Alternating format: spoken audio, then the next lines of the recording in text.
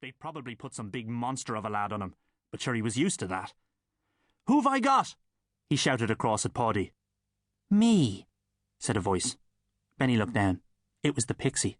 "That a problem for you, Townie?" "No problem at all, Wuller.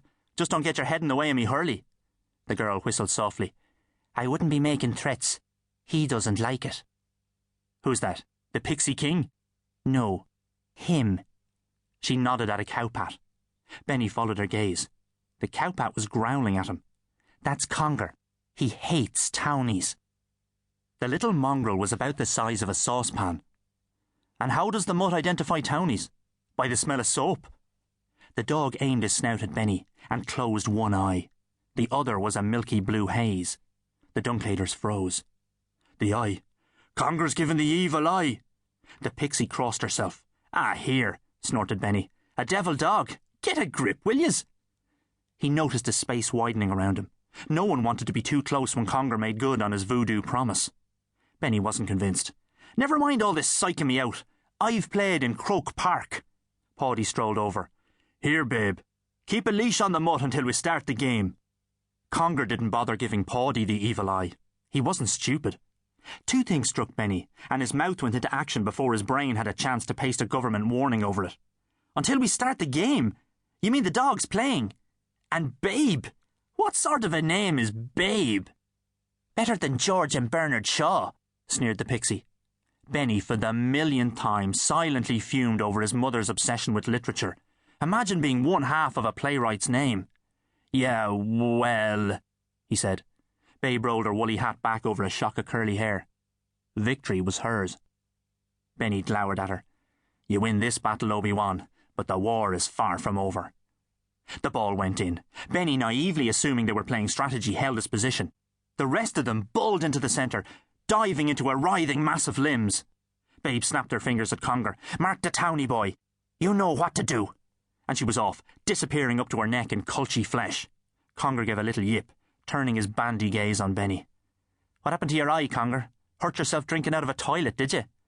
Conger tensed, baring nasty little incisors. The tangle of bodies on the pitch was like one of those cartoon frays. Benny half expected to see stars and the word POW appear in fluorescent colours above the dust. Incredibly, it was Babe who emerged with the ball, flailing all around with her hurley. Paddy fell, smitten under the chin. He had the glazed look of concussion in his eyes, but then Paddy had that look at the best of times. Benny narrowed his eyes. Time for God-given talent to make its mark. He mapped out the move in his head. Nip in, a little illegal trip for that smart-aleck Babe girl, then scoop up the free ball and fire it in for an easy point. Or goal, depending on how far it went over the piles of jumpers that were the makeshift goalposts. Simple for a young man of his ability. Stage 1 went according to plan, and he stuck out his foot. Except there was no girl, just a little lump of dog chewing on the toe of his runner. Babe had dummied him and was halfway to the other end of the field. Squealing, Benny tried to slap the dog off with his hurley, but only succeeded in bashing himself on the shins. Babe, meanwhile, had tapped the schlither into an open goal. Benny soon copped on to the trick of dealing with Conger. The minuscule dog applied pressure only if you moved. He was forced to stand stock still on one foot until Babe made her way back from the goal. By this time, a whole tribe of culchies was snickering. "Laugh it up, farmer boys," said Benny. "Soon as I get Muttley here off me foot, you better watch that goal." Babe sighed.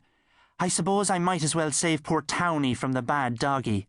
She snapped her fingers again. "Conger! Throw him back." Conger spat out Benny's foot as though it smelt worse than a barrel of old fish, which, in fairness... By this time, Paddy had hauled himself out of the muck. 1-0. That was your fault, Benny. Babe is your man. Right, face up for the puck out. It was no good. Benny's nerve was gone. It was bad enough being uncertain about whether to flatten a girl or not, but on top of that, there was the dog growling every time the schlither came anywhere near them. He barely won a ball. Full time. 6-goal advantage for the opposing culchies. Benny tried to slink off home unnoticed, but Babe was having none of that. "Hey, Townie, going home for a sob, are ye?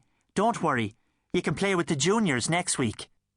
Of course, all the other culchies thought this was hilarious. Yeah, said Benny, painfully aware that this was a pitiful excuse for a smart comeback. Usually, Benny Shaw considered himself a bit of a wit, but this wall of chuckling farmers totally unnerved him. He needed professional help to deal with these people. Time to talk to Granda.